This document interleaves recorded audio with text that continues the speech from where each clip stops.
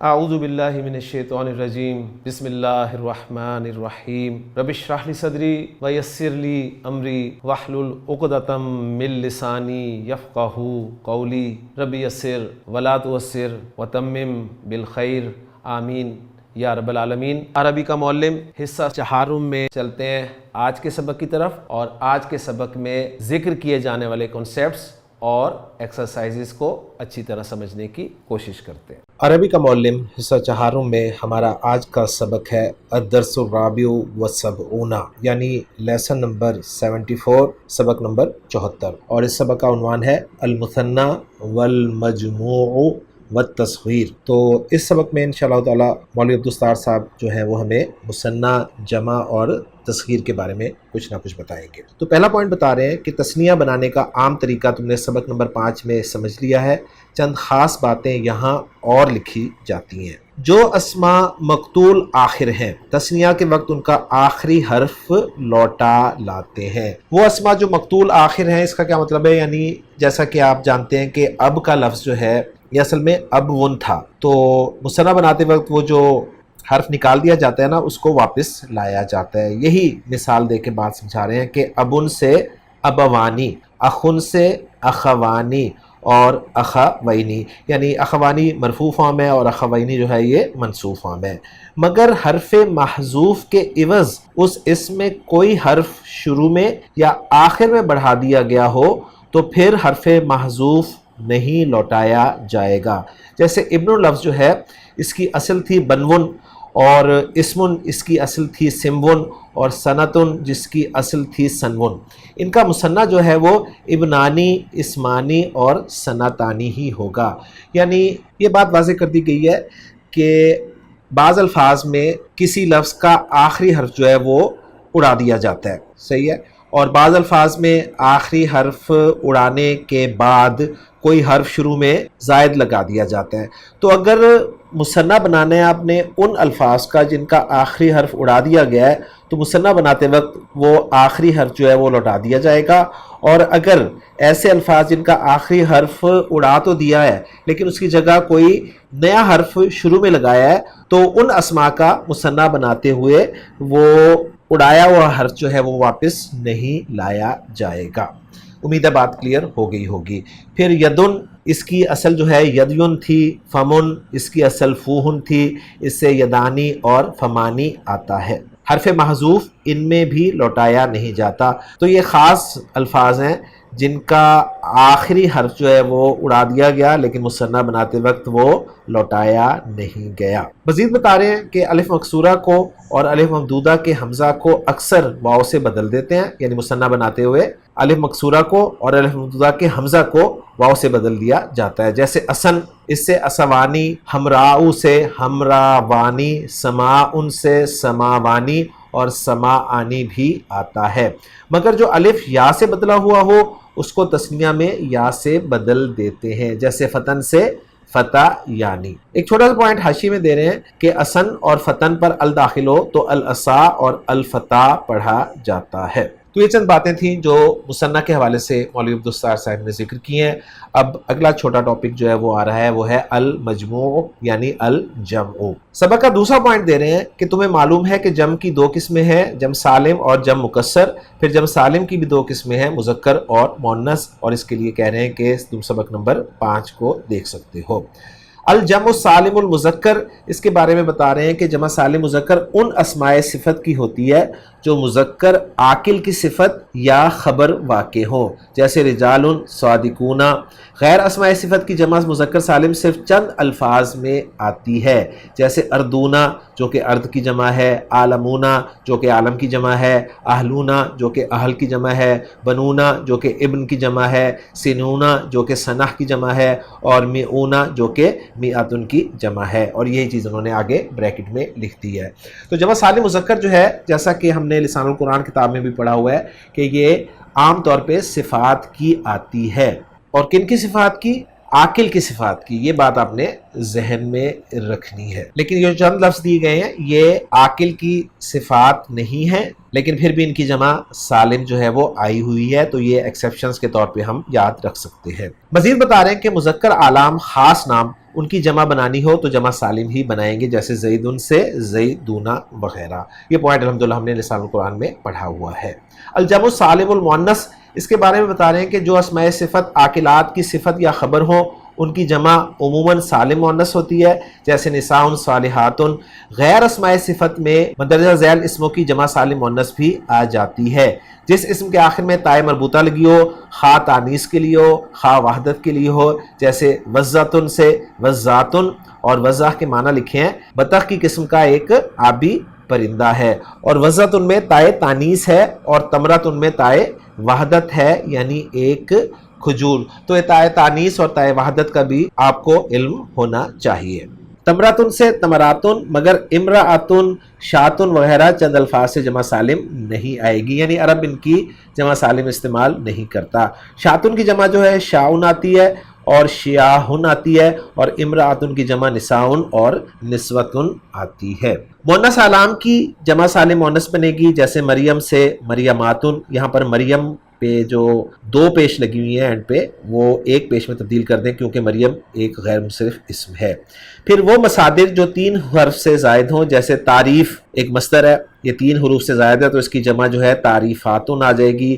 امتیاز یہ بھی ایک مصدر ہے، 3 حروف سے زائد ہے تو اس کی جمع امتیازات آ جائے گی. پھر یہ بتا رہے ہیں کہ جن اسموں کے آخر میں تانیث کے لیے الف مکسورہ یا ممدودہ آیا ہو، جیسے ہما تب کے لیے استعمال ہوتا ہے یعنی بخار کے لیے، اس کی جمع ہمیات، اور صحرا کی جمع صحراوات ہوگی.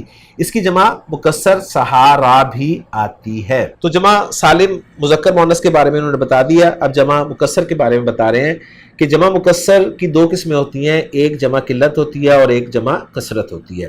جمع قلت وہ ہے جو 10 سے زائد افراد پر نہ بولی جائے، اور اس کے صرف 4 اوزان ہیں جو اس شعر میں درج ہیں. اور شعر انہوں نے ذکر کیا ہے کہ جمع قلت را چہارست امثلہ افعل و افعال و فعلہ افعلہ. یعنی جمع مکسر جو ہے اس کی 2 قسمیں ہیں، ایک جمع قلت ہے ایک جمع کثرت ہے. جمع قلت جو ہے وہ 10 افراد سے زائد پر نہیں بولی جاتی اور اس کے صرف 4 اوزان ہیں، افعل، افعال، فعلہ اور افعلہ. جیسے اشہر شہر کی جمع ہے، اقلام قلم کی جمع ہے، غلمہ غلام کی جمع ہے، اور ارغفہ رغیف یعنی روٹی کی جمع ہے. تنبیہ نمبر 1 دے رہے ہیں کہ جمع قلت پر ال داخل ہو یا وہ ایسے لفظ کی طرف مضاف ہو جو کثرت پر دلالت کرے تو 10 سے زائد پر بھی بول سکتے ہیں. جیسے قرآن مجید سے اگزامپل دے رہے ہیں کہ فیہا ما تشتہی الانفس وتلذ الاعین. اشتہا یشتہی کے معنی ہوتے ہیں خواہش کرنا، اور لذہ یا لذو کے معنی ہے لذت پانا. انفس جو ہے نفس کی جمع ہے، اور آئین جو ہے یہ عین کی جمع ہے. اکرموا اولادکم، ان مثالوں میں انفس، آئین اور اولاد کثرت کے لیے ہیں. اگر کسی اسم کی جمع کا ایک ہی وزن ہو تو پھر وہ قلت و کثرت دونوں میں مشترک ہوگا. جیسے رجل کی جمع ارجل، فؤاد کی جمع افئدہ ہی آتی ہے. جمع کثرت کے اوزان بہت زیادہ ہیں اور وہ اکثر سمائی ہیں، صرف ذیل کے اوزان میں قیاس کو دخل ہے. جیسے فعل جمع ہے فعلتن کی، جیسے غرفہ، امہ اور سورہ ان کی جمع ہوگی غرفن، امم، سورن. فعل جمع ہے فعلاتن کی، جیسے قطعہ، ملہ، قلہ ان کی جمع آئے گی قطعن، مللن، قللن. قطعہ جو ہے یہ ٹکڑے کے لیے استعمال ہوتا ہے، ملہ جو ہے یہ دین کے لیے استعمال ہوتا ہے، اور قلہ جو ہے یہ مہین پردے کے لیے لفظ استعمال ہوتا ہے. مزید بتا رہے ہیں فعلاتن کا وزن اس میں فاعل معتل اللام کی جمع کے لیے آتا ہے، جیسے رامن، کازن، آسن. ان کی جمع جو ہے یہ رماتن، دراصل رمیتن اور قداتن اور اساتن آتی ہیں. چوتھے نمبر پہ بتا رہے ہیں کہ فعاللو ہر ایک رباعی مجرد اور خماسی مجرد اور مزید کی جمع اسی وزن پر آتی ہے. جیسے بلبل، سفرجل، خندریسن. ان کی جمع بلابلو، سفارجو اور خدارسو. خماسی مجرد میں ایک اور مزید میں 2 حرف گرا دیے گئے ہیں. اب یہ بہت ٹیکنیکل سی انفارمیشن ہے، میرا خیال ہے یہ صرف انفارمیشن کے درجے میں ہی رہے گی تو بہتر ہوگی ہمارے لیے. 5ویں نمبر پہ بتا رہے ہیں کہ فوائل جمع ہے فوعل کی اور فاعل کی. جیسے جوہر خاتم سے جواہر خواتم. اور جو فاعل کا وزن مؤنث کے لیے ہو اس کی جمع بھی اسی وزن پر آتی ہے، جیسے حامل عاقر سے حوامل اور اواقر. 6 نمبر پہ بتا رہے ہیں کہ فعائل جمع ہے فعیلۃ اور فعالۃ کی، جیسے کتیبۃ، رسالتن سے کتائب رسائلو۔ 7 نمبر پوائنٹ بتا رہے ہیں کہ افائلو جمع ہے افعلن اور افعلتن کی، جیسے اسبعن انگلی کے لیے لفظ استعمال ہوتا ہے، اور انملتن انگلی کے پورے کے لیے لفظ استعمال ہوتا ہے، کی جمع ہے اصابع اور اناملو۔ افعل تفضیل کی جمع بھی اسی وزن پر آتی ہے، جیسے اکابر، افاضل، یہ جمع ہے اکبر کی اور افضل کی، اگرچہ اس کی جمع سالم بھی آتی ہے، اکبرونا اور افضلون، اور اس کے لیے کہہ رہے ہیں سبق نمبر 24 آپ دیکھ سکتے ہیں۔ پوائنٹ نمبر 8 دے رہے ہیں کہ افاعیل جمع ہے افعول اور افعولتن کی، جیسے اسلوب سے اسالیب اور ارجوزتن سے اراجیز۔ ارجوزہ جو ہے یہ چھوٹی باہر کا قصیدہ جو ہے اس کے لیے لفظ استعمال ہوتا ہے۔ پوائنٹ نمبر 9 دے رہے ہیں کہ فعالیلو جس ربائی کا ما قبل آخر مدہ زائدہ ہو اس کی جمع اس وزن پر آتی ہے، جیسے اسفورن چڑیا کے لیے لفظ استعمال ہوتا ہے، کرتاسن کاغذ کے لیے، ان سے اسافیرو اور کراتیسو۔ پوائنٹ نمبر 10 بتا رہے ہیں کہ مفاعلو کے وزن پہ مفعلن، مفعلن، مفعلن، مفعلتن اور مفعلتن کی جمع آتی ہے، جیسے مکتبن دفتر، مشرقن مبداحن نشتر، مکتبتن کتب خانہ، مکنستن جھاڑو، ان سے مکاتبو، مشارکو، مبادئو اور مکانسو۔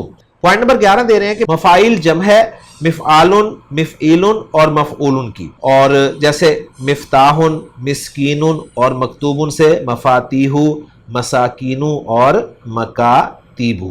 جب مکسر کے بعد اب جو چھوٹا سا ٹاپک پڑھانے لگے ہیں وہ ہے اس میں تصغیر۔ اب ایک چھوٹا سا پوائنٹ بتا رہے ہیں اس میں تصغیر کے حوالے سے کہ کسی چیز میں چھوٹا پن بتلانے کے لیے ثلاثی اسم کو فعیلن یا فعیلتن کے وزن پر لے آتے ہیں، جسے اس میں تصغیر یا اس میں مصغر کہا جاتا ہے، اور اصل لفظ کو مکبر کہتے ہیں۔ کلبن سے کلیبن چھوٹا سا کتا، کلبتن سے کلیبتن، ذلن سے ذلیلن، بابن سے بویبن، فتن سے فتیون، الضحیٰ سے الضحیہ۔ ہر ایک مثال میں پہلا اسم مکبر ہے اور دوسرا مصغر ہے۔ رباعی یعنی 4 حرفی لفظ سے فعیلن کا وزن آتا ہے، اقربن سے اقیربن، عالمن سے اویلمن۔ خماسی میں اگر حرف مدہ نہ ہو تو اس کی تصغیر کے لیے بھی یہی وزن لایا جاتا ہے، جیسے سفرجل سے سفیرجن، اور اس میں آخر کا حرف حذف کر دیا گیا ہے۔ اگر اس میں کوئی مدہ ہو تو فعیلیلن کے وزن پر آئے گا، جیسے سلطان سے سلیطین اور مرحوبن سے مریحیبن، اور مرحوب کے معنی جو ہیں وہ خوفناک بتا رہے ہیں۔ تنبیہ نمبر 2 دے رہے ہیں کہ حروف علت کے ماقبل کی حرکت ان کے مطابق ہو، یعنی الف کے ماقبل فتحہ، واو کے ماقبل ضمہ اور یا کے ماقبل کسرہ ہو تو انہیں مدہ کہتے ہیں، با، بو، بی، ورنہ لین کہا جاتا ہے، جیسے بئی اور بو۔ 7واں پوائنٹ دے رہے ہیں کہ ذیل کے اسماء مصغرہ جو ہیں وہ خاص طور پر یاد رکھو۔ اخن دراصل اخون تھا، اس سے اخیون، ابن دراصل بنون تھا، اس سے بنیون، اختن اس سے اخیتن، بنتن یا ابنتن سے بنیتن، ابن سے ابیون، شیئن سے شویتن، ذاکا سے زیاکا، اور اللذی اور اللتی سے اللزیہ اور اللتیہ۔ تو بہت ہی ٹیکنیکل اور بہت ہی مشکل سبق تھا۔ اب ظاہر بات ہے کتاب ختم ہونے والی ہے تو جو بہت ہی مشکل چیزیں ہیں وہ ہمارے سامنے آ رہی ہیں، ان میں صرف انفارمیشن ہی ہے ہمارے لیے، باقی میرا خیال ہے یاد رکھنے والی چیزیں ہمارے لیے مشکل ہو سکتی ہیں۔ بہرحال چلتے ہیں ہم سلسلہ الفاظ نمبر 61 کی طرف۔ ارسدہ یرسدو ارسادن، اس کے معنی تیار کرنا، نگہبان بنانا کے ہیں۔ تیجانن جمع ہے تاج کی، اور اصلن جو ہے یہ اس میں جنس ہے، نیزے کے لیے لفظ استعمال ہوتا ہے۔ تماثیل جمع ہے تمثال کی، مورت کے لیے لفظ استعمال ہوتا ہے۔ الا جو ہے بامانہ الذین، جو لوگ کے لیے۔ جفانن جمع ہے جفنتن کی، بڑا لگن، اور ان توضلا باب افتعال سے ہے، تیر ترکش سے نکالنا یعنی تیر پھینکنا۔ جواب دراصل جوابی جمع ہے جابیتن کی، جس کے معنی حوض کے ہوتے ہیں۔ بوّا باب تفعیل سے یہ لفظ ہے، بوّا یبوّئ جگہ دینا کے معنی میں استعمال ہوتا ہے۔ خطیتن وہ نیزے جو مقام میں خط کے بنے ہوں، جو بحرین کی ایک بندرگاہ ہے۔ بیدن یہ جمع ہے ابیدو کی، سفید، اور شمشیر آبدار کے لیے لفظ استعمال ہوتا ہے۔ سارم جس کی جمع سوارم آتی ہے، تیز تلوار کے لیے لفظ استعمال ہوتا ہے۔ زبلن اور زوابل جمع ہے زابلتن کی باریک نیزہ، اور عدتن جس کی جمع عددن آتی ہے سامان یا ذخیرے کے لیے لفظ استعمال ہوتا ہے۔ رماتن یہ جمع ہے رامن کی، تیر پھینکنے والے کے لیے لفظ استعمال ہوتا ہے، اور عدیدن جس کی جمع عدائدو آتی ہے، یہ قرین ہم قوم یا متعدد کے لیے لفظ استعمال ہوتا ہے۔ راسیتن جس کی جمع راسیاتن اور رواسن آتی ہے، اس کے معنی ہوتے ہیں جمی ہوئی گڑی ہوئی۔ عزیزن جس کی جمع اعزہ آتی ہے، یہ عزت والا یا غالب کے لیے لفظ استعمال ہوتا ہے۔ سترن جس کی جمع استارن آتی ہے، پردے کے لیے لفظ استعمال ہوتا ہے۔ فارسن جس کی جمع فوارس اور فرسان آتی ہے، گھڑ سوار کے لیے لفظ استعمال ہوتا ہے۔ سریر جس کی جمع اسرتن اور سررن آتی ہے، تخت یا پلنگ کے لیے آتا ہے۔ قدرن جس کی جمع قدور آتی ہے، دیگ کے لیے لفظ استعمال ہوتا ہے۔ سہمن جس کے معنی تیر کے ہوتے ہیں، اس کی جمع اسہم اور سہام آتی ہے۔ قصدہ یقصدو باب نون سے استعمال ہوتا ہے، ارادہ کرنا، اور فی کے ساتھ معنی ہوتے ہیں میانہ روی اختیار کرنا، یہی معنی ہے اقتصدہ کے، یعنی باب افتعال میں بھی جب یہ مادہ آتا ہے تو معنی میانہ روی اختیار کرنا کے ہوتے ہیں۔ صارخ کے معنی چیخنے والا، رونے والا کے ہوتے ہیں۔ محراب جس کی جمع محاریب آتی ہے، مکان کے سامنے کا خوبصورت حصہ یا مسجد میں جو امام کی جگہ ہوتی ہے اسے محراب کہا جاتا ہے۔ اور منعم جو ہے یہ اس میں مفعول کا صیغہ ہے، انعم ینعم انعامن باب فعل سے، جس کے معنی تر و تازہ یا نعمت میں پلا ہوا کے ہیں۔ تو الحمدللہ جی سلسلہ الفاظ جو تھے ہمارے وہ مکمل ہو گئے ہیں۔ اب اس سبق کی رہ گئی ہیں مشقیں جو کہ صرف 2 ہیں، تو میں ان مشقوں کے لیے دعوت دوں گا مفتی سعید صاحب کو کہ وہ آپ کے سامنے اپنے خوبصورت انداز میں ان مشقوں کو انالائز کریں۔ جناب مفتی سعید صاحب۔ بسم اللہ الرحمن الرحیم۔ عربی کا معلم حصہ چہارم الدرس الرابع والسبعون یعنی سبق نمبر 74، جو کہ المثنی والمجموع والتصغیر یعنی تثنیہ جمع اور اس میں تصغیر سے متعلق ہے۔ اس مشق میں قرآنی آیات میں سے جمع کی مثالیں اور ان کا تجزیہ مقصود ہے۔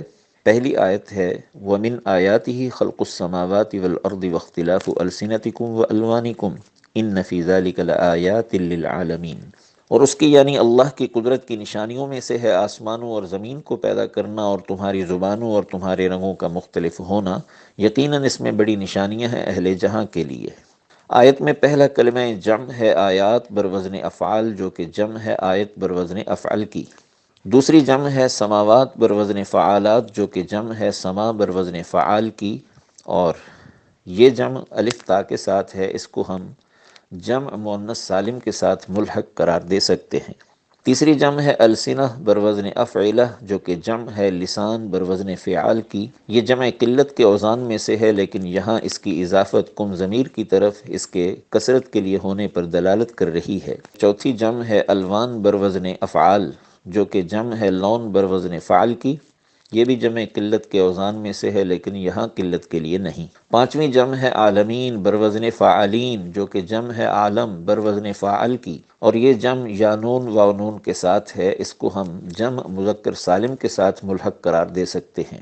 دوسری آیت ہے یعملون له ما یشاء من محاریب و تماثیل و جفان کالجواب و قدور الراسیات اعملوا آل داود شکرا وقلیل من عبادی الشکور۔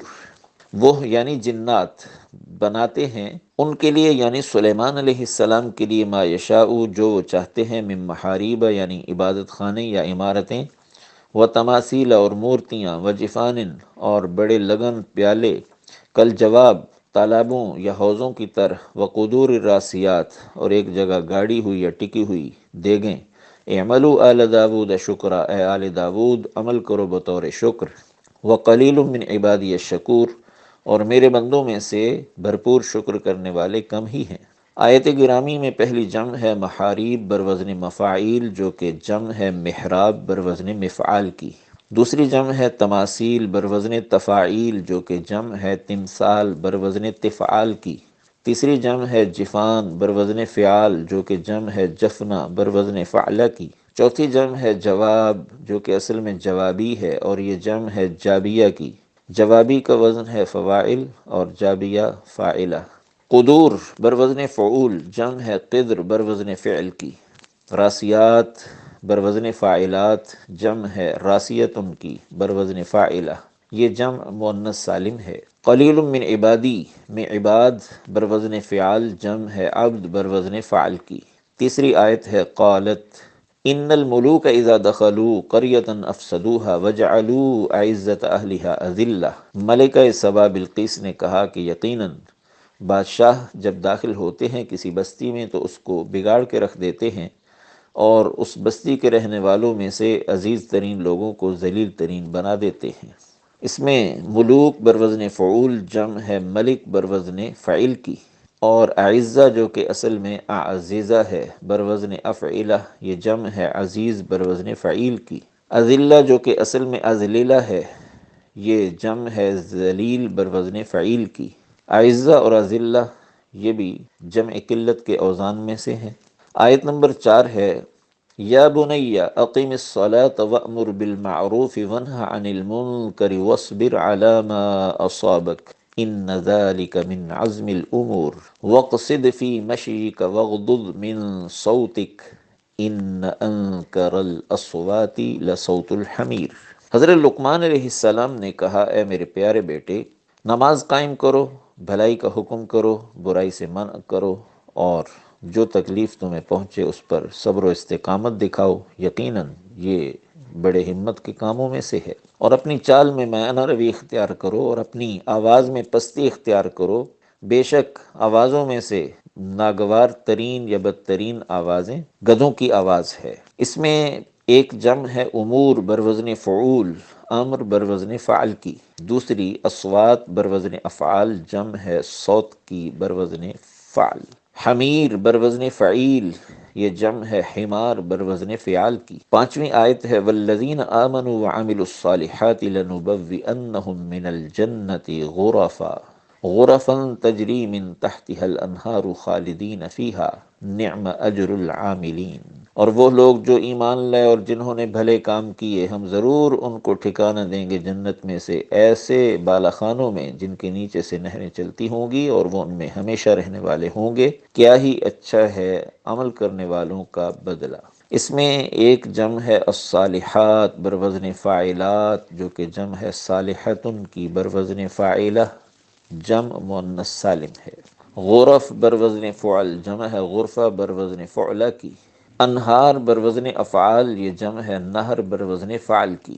عاملین، یہ جمع ہے بروزن فاعلین، جمع ہے عامل بروزن فاعل کی، جمع مذکر سالم ہے۔ نمبر 6، الطیبات للطیبین والطیبون للطیبات، پاکیزہ عورتیں پاکیزہ مردوں کے لیے اور پاکیزہ مرد پاکیزہ عورتوں کے لیے ہیں۔ اس میں طیبات بروزن فعیلات جمع ہے طیبتن کی بروزن فعیلہ، طیبین بروزن فعیلین جمع ہے طیب بروزن فعیل کے، اسی طرح طیبون اور طیبات۔ تو اس طرح اس مشق میں آنے والی جمع میں سے جمع قلت اور جمع کثرت میں سے سالم اور مکسر کی مثالیں ہمارے سامنے آ گئیں۔ پہلے حصے کی تحلیل پیش خدمت ہے، جس میں اشعار کے اندر موجود جمع کی مثالیں اور ان کے اوزان کا تجزیہ مقصود ہے۔ اشعار یہ ہیں، این العبید الاولی ارصدتهم عددا، این العدید و این البید والاصل، این الفوارس والغلمان ما صنعوا، این الصوارم والخطیة الزبل، این الرماة ألم تمنع بأسهمهم لما أتتك سهام الموت تنتظل، این الوجوه التي كانت منعمة من دونها تضرب الأستار والكلل، ناداهم صارخ من بعد ما دفنوا این الأسرة والتیجان والحلل۔ ترجمہ کچھ یوں ہے، این العبید الاولی ارصدتهم عددا، کہ کہاں ہیں وہ غلام جنہیں تو نے مشکل وقت میں کام آنے والے سامان کے طور پہ تیار کر رکھا تھا۔ این العدید و این البید والاصل، کہاں ہیں حمایتی یا حلیف، اور کہاں ہیں چمکتی تلواریں اور نیزے۔ این الفوارس والغلمان ما صنعوا، کہاں ہیں شاہ سوار اور وہ لڑکے، انہوں نے کیا کیا۔ این الصوارم والخطیۃ الزبل، کہاں ہیں کاٹتی تلواریں اور نوکیلے مقام خط کے بنے ہوئے نیزے۔ این الرمات، کہاں ہیں تیر انداز۔ الم تمنع باسہمہم، کیا تو ان کے تیروں کے ذریعے دفاع نہیں کیا گیا۔ لما اتت کا سہام الموت تنتظل، جبکہ آئے تیرے پاس موت کے تیر، جبکہ وہ ترکش سے کھینچے گئے تھے۔ این الوجوہ التی کانت منعمتن، کہاں ہیں وہ چہرے کہ جو ناز و نعم میں پلنے والے تھے، من دونہا تضرب الاستار والکلل، جن کے آگے پردے اور مچھردانیاں لگائی جاتی تھیں، ناداہم صارخ من بعد ما دفنوا، ان کے دفن کیے جانے کے بعد ایک چیخنے والے نے ندا دی، این الاسرۃ والتیجان والحلل، کہاں ہے تخت اور تاج اور عمدہ پوشاکیں۔ پہلے شعر میں پہلی جمع ہے عبید بروزن فعیل جو کہ جمع ہے عبد بروزن فعل کی، دوسری جمع ہے عدد بروزن فعل جو کہ جمع ہے عدہ بروزن فعلہ کی، تیسری جمع ہے بیز بروزن فعل جو کہ جمع ہے ابیض کی بروزن افعل، اور چوتھی جمع ہے اصل بروزن فعل جو کہ جمع ہے اصلتن کی بروزن فعلتن۔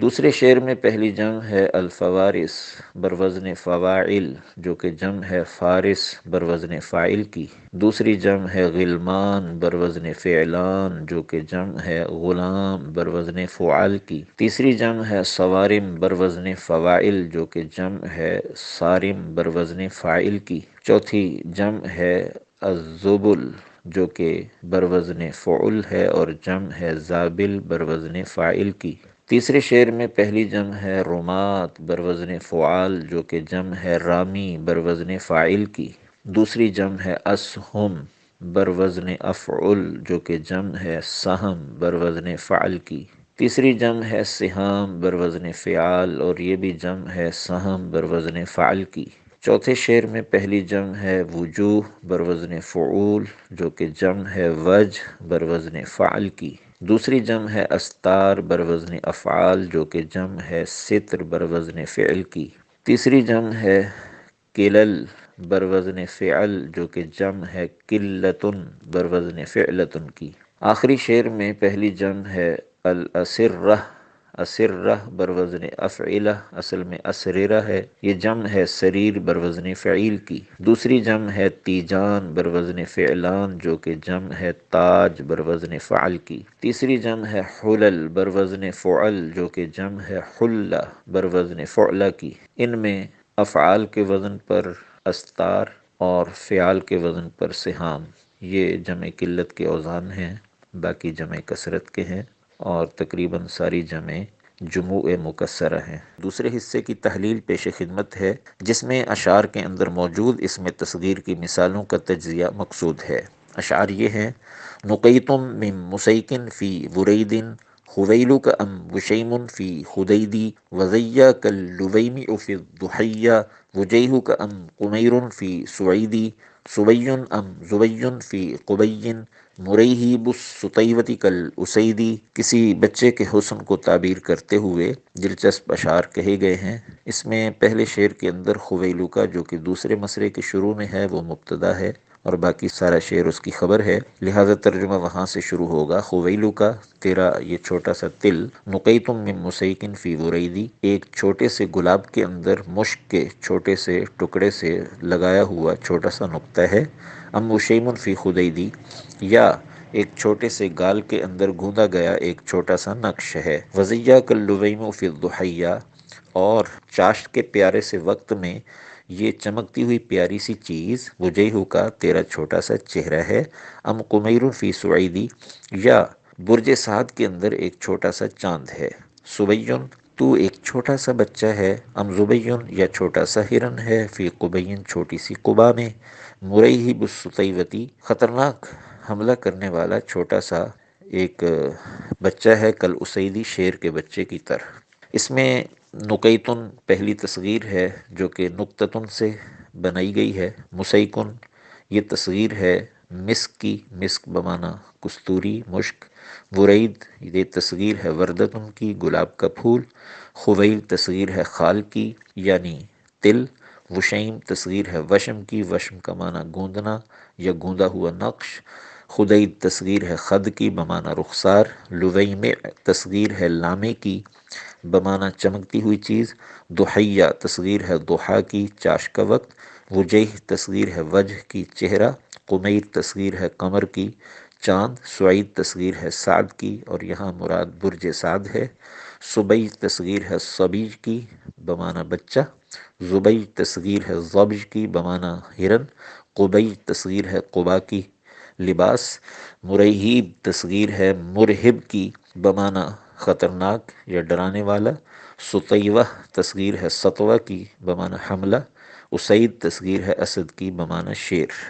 تو یہ ساری تصغیر کی مثالیں ہیں، اور تصغیر عام طور پہ فعیل ہی کے وزن پر آتی ہے، اور کبھی یہ کسی چیز کے چھوٹے پن کو تعبیر کرنے کے لیے، اور کبھی کسی چیز کے پیارے پن کو اور خوبصورتی کو تعبیر کرنے کے لیے بنائی جاتی ہے۔ تو الحمدللہ جی، آپ نے مفتی سعید صاحب کی زبانی سبق نمبر 74 کی دونوں مشقوں کے حل جو ہے وہ دیکھ لیے، اور یوں ہمارا عربی کا معلم حصہ چہارم کا سبق نمبر 74 بھی مکمل ہو گیا۔ انشاءاللہ تعالیٰ اگلے لیکچر میں اس کتاب کے آخری سبق اور اس سلسلے کے بھی آخری سبق کے ساتھ آپ سے ملاقات ہوگی۔ سبحانک اللہم و بحمدک، اشہد ان لا الہ الا انت، استغفرک و اتوب الیک۔